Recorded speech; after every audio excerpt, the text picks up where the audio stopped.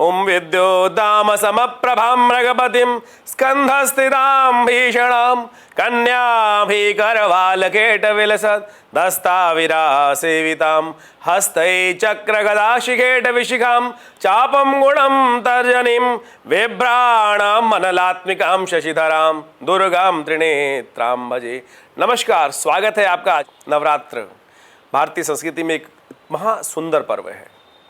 जीवन में कष्टों को दूर करने का पर्व है। माँ भगवती दुर्गा की आराधना करने का पर्व है।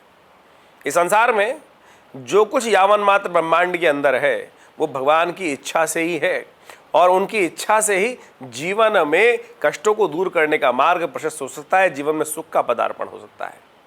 और भारतीय संस्कृति में ऋषियों ने अद्भुत खोज कर कर इन मुहूर्तों का सृजन किया और इन मुहूर्तों का वर्णन किया। नवरात्र, होलिका महारात्र, दीपावली महारात्रि, शिव महारात्रि, श्रावण के पर्व, ये सारे के सारे पर्व उसी श्रृंखला में हैं।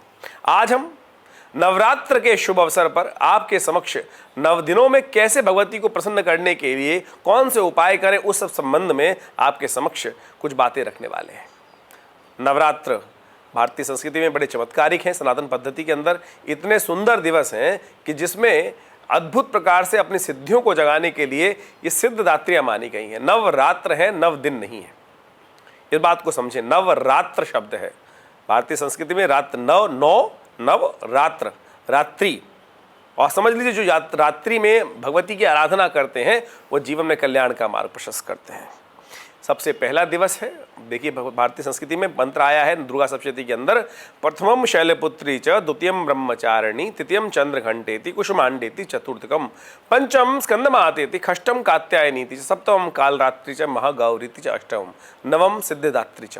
ये नव दुर्गाओं का स्वरूप भगवती के दुर्गा सप्तशती के अंदर कवच के अंदर सबसे पहले बताया गया है। और उसके अनुसार से इन नव दिवसों में वैसे तो विभिन्न स्वरूप हैं भगवती के, अनंत स्वरूप हैं।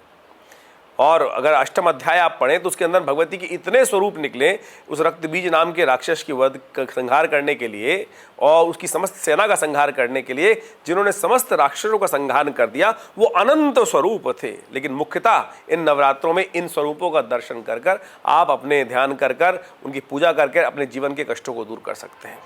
सबसे पहला दिवस जो है भगवती प्रथम शैलपुत्री च, शैलपुत्री स्वरूप यानी हिमालय की जो पुत्री हैं उन भगवती का ध्यान करने का पर्व कहा गया है।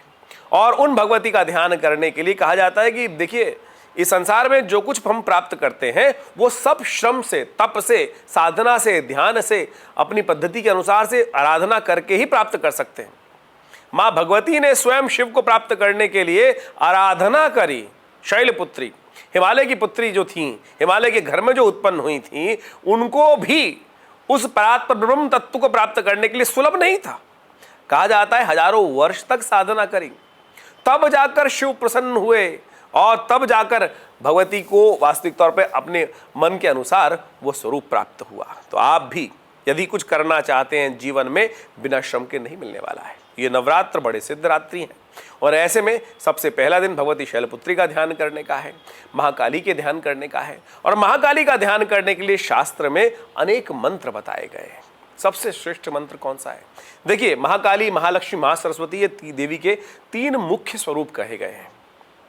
भगवती महाकाली, महालक्ष्मी और दुर्गा सप्तशती के अंदर जो पहला चरित्र है, प्रथम अध्याय है, वो भगवती महाकाली के लिए निमित्त बनाया गया है। उनका मंत्र है ध्यान का, खड्गम चक्र गदे सुचाप परिघाम शूलम भुषुंडिम शिरा शंखम संदधिम करस्त्रिनयनाम सर्वांग भूषावृताम नीलास्मद्युतिमास पाद दशकाम सेवे महाकालिकाम यामस्तौ स्वपिते हरौ कमलजु हंतुम मधुम कैटमम। शास्त्र में कथा आती है, सबसे पहले चरित्र के अंदर जो कथा सुनाई गई है कि कहा जाता है कि मधु कैटभ नाम के दो राक्षस थे, पूरे संसार को त्राही त्राही कर रखा था उन्होंने।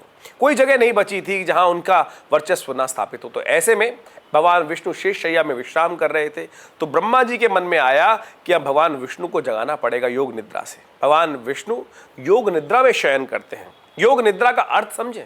आज हम लोग ध्यान योग के साधना के नाम पर योग निद्रा के संबंध में बहुत सारी कैसेट सुन लेते हैं और उसमें हम योग निद्रा में जाने का प्रयास करते हैं। वो योग निद्रा नहीं है भाई। योग निद्रा वास्तविक तौर पर जाने के लिए केवल एक ही तत्व के परमात्मा भगवान विष्णु ही योग निद्रा में जाते हैं वास्तविक तौर पर।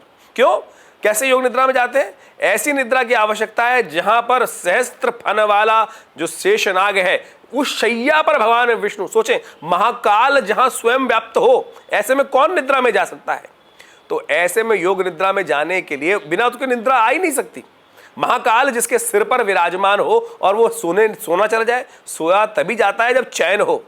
जहां महाकाल मृत्यु के रूप में विराजमान हो, 100,000 फन वाला, सहस्त्र फन वाला नाग जहां पर स्वयं विद्यमान हो, उसकी शैया बनाकर भगवान वहां योग निद्रा ही आवश्यकता है।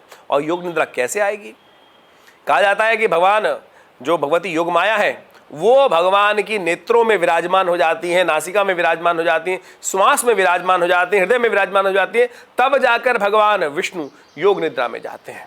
तब भगवान ब्रह्मा वहां प्रार्थना करते हैं योग निद्रा से कि हे मां भगवती, आप भगवान विष्णु को जो आपने योग निद्रा में लेके गई हैं उनसे बाहर लाने के लिए स्तुति करते हैं। भगवान ब्रह्मा जो भगवान विष्णु के कमल पद्म विराजमान थे, नाभि के अंदर, पद्म के अंदर विराजमान थे, पुष्प के अंदर, तो वो कहते हैं ओम विश्वेश्वरीम जगद्धात्रीम स्थिति संहार कारणीम निद्राम भगवतीम विष्णुतलाम तेजसा भ्रो ब्रह्मोवाच तुम स्वाहा तुम सुधा तुमिर्विकात्मिका सुधा तुमिश्रिता नित्यता मात आत्मिका सदा अर्धमात्रा सदा नित्या ये अनुच्चार्य विशेषा। ये रात्रि सूक्त के रूप में प्रथम चरित्र, वैसा अलग से प्रार्थना भी है लेकिन प्रथम चरित्र के अंदर भी ये प्रार्थना ब्रह्मा जी के द्वारा की गई है। तो इस प्रार्थना से भगवती प्रसन्न हुई और भगवान विष्णु से शरीर से बाहर निकलकर आकाश में विद्यमान हुई। वो भगवती योग माया जो है वो भगवती साक्षात महाकाली स्वरूप है। उनका ध्यान करने से कहा जाता है कि समस्त प्रकार के जिन्होंने देवताओं के मनोरथ सिद्ध कर दी, भगवान ब्रह्मा का मनोरथ सिद्ध कर दिया, ऐसी मां भगवती का ध्यान करने की जो रात्रियां हैं वो नवरात्रियां हैं। ऐसे में उनसे जो अपनी जो आपकी मनोकामना है वो सिद्धि करने के लिए अब कैसे मनोकामना से कैसे पूजा की जाए उनकी। नवरात्र साक्षात तौर पर सिद्ध रात्रियां हैं और उन नवरात्रियों के अवसर पर भगवान की पूजा करने के लिए आपको खास तौर पर उनके विभिन्न मंत्रों का स्तवन करने की आवश्यकता होती है। विभिन्न मंत्रों का स्तवन किस प्रकार से किया जाए? सबसे श्रेष्ठ मंत्र जो है उनका ओम आईं ह्रीं क्लीं चामुंडायै विच्चे नमः। इस मंत्र को निवारण मंत्र कहा जाता है, नवाक्षर मंत्र है। इसमें आईं जो शब्द है वो महाकाली का है, ह्रीं शब्द जो है महालक्ष्मी का है और क्लीं शब्द जो है वो महासरस्वती जी का मंत्र है। और तीनों को वियुक्त रूप से संयुक्त रूप से जब उपयोग किया जाता है ओम आईं ह्रीं क्लीं चामुंडायै विच्चे नमः, जब हवन करना हो तो स्वाहा लगा दिया जाता है नमक के अंदर। तो इस रूप से इस मंत्र का जप कर कर आप कहा जाता है कि जो इस मंत्र के द्वारा इन नवरात्रों में पूरा एक पुरुष चरण कर लेता है, जितने अक्षर का मंत्र उतने लाख बार जप कर लेते हैं, तो आपकी मनोकामना सिद्धि का रहस्य अद्भुत रूप से बन जाता है।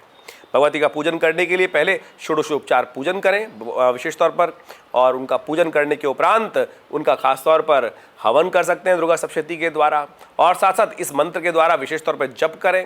उनको लाल वस्त्र धारण करने का शास्त्र में नियम बताया गया है, तो लाल वस्त्र उनको धारण कराएं और विशेष तौर पर हलवे का भोग उनको लगाया जाता है। तो इन सब सामग्रियों को उपयोग करते हुए आप आनंद स्वरूप भगवती का ध्यान करते हुए उनके इस दिव्य स्वरूप का ध्यान करें भगवती वैष्णवी स्वरूप में, देखिएगा आपकी मनोकामना सिद्धि के योग बन जाएंगे। हमने विवेकानंद योगाश्रम में विशेष तौर पर एक बहुत बड़े यज्ञ का सुंदर आयोजन किया है। ये भगवती का शिव विग्रह जो है मुल्तान से आज से करीब करीब 500 साल पहले वहाँ इनका बहुत बड़ा मंदिर बनाया गया, और आज़ादी के टाइम पर जिस प्रकार से भारत का पार्टीशन हुआ उस समय ये मूर्ति भगवती की यहाँ विवेकानंद योगाश्रम दिल्ली में पधारी और इनकी कृपा अद्भुत है। इन्हीं के सानिध्य में हमने सुंदर दिव्य महायज्ञ का आयोजन किया है। आप भी उस महायज्ञ में नवरात्र के 9 दिवस तक भाग ले सकते हैं। दुर्गा सप्तशती का संपूर्ण यज्ञ चलेगा, करीब करीब 10 सहस्त्र चंडियों का, सहस्त्र चंडी का सुंदर आयोजन किया जा रहा है। तो आप भी इस यज्ञ में सम्मिलित होकर अपनी मनोकामना सिद्धि के लिए भगवती के सानिध्य में उस यज्ञ में भाग लें। अवश्य माँ भगवती कृपा आप पे होगी, जीवन में कष्ट दूर होंगे। धन्यवाद।